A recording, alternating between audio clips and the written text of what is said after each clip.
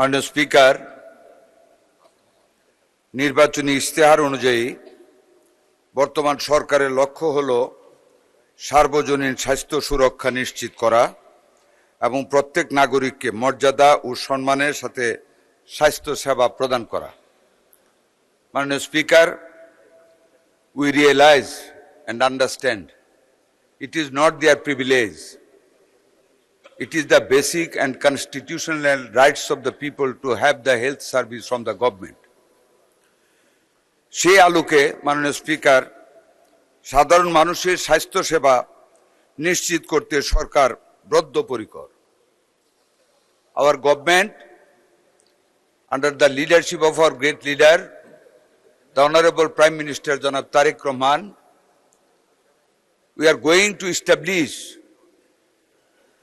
health entrepreneurship to the larger extent to provide the health service and quality health service to the total population of the country.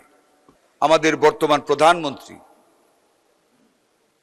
জনাব তারেক রহমান এই কিছুদিন আগে বাংলাদেশের প্রত্যেকটি উপজেলা 50 শয্যা বিশিষ্ট হাসপাতালকে 101 শয্যা বিশিষ্ট হাসপাতালে রূপান্তরিত করার ঘোষণা দিয়েছেন এবং আমরা স্বাস্থ্য মন্ত্রণালয়ের পক্ষ থেকে এরই মধ্যে পিপিপি তৈরি করা সহ সমস্ত কাজ আমরা এগিয়ে নিয়ে যাচ্ছি। মাননীয় স্পিকার, আশা করি at the end of the August we will go for the tender in the paper for all the hospitals to construct again.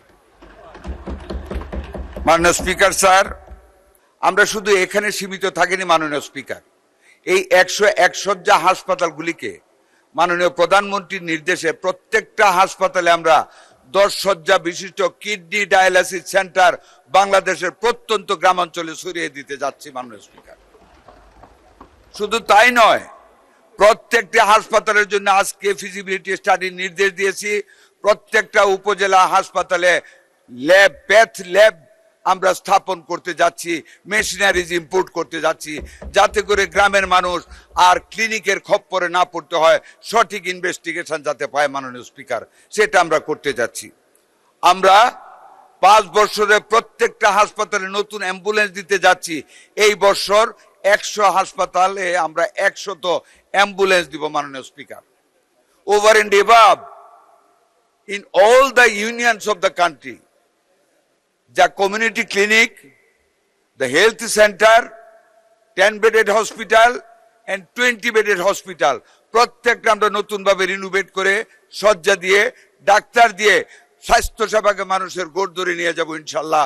আমরা সেই কাজও শুরু করেছি ইনশাল্লাহ।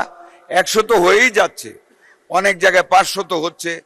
আমরা ভবিষ্যতে আমাদের অর্থের সংকুলনের সাথে সঙ্গতি রেখে যদি 500 করা সম্ভব হয় আমরা সেটাও করব।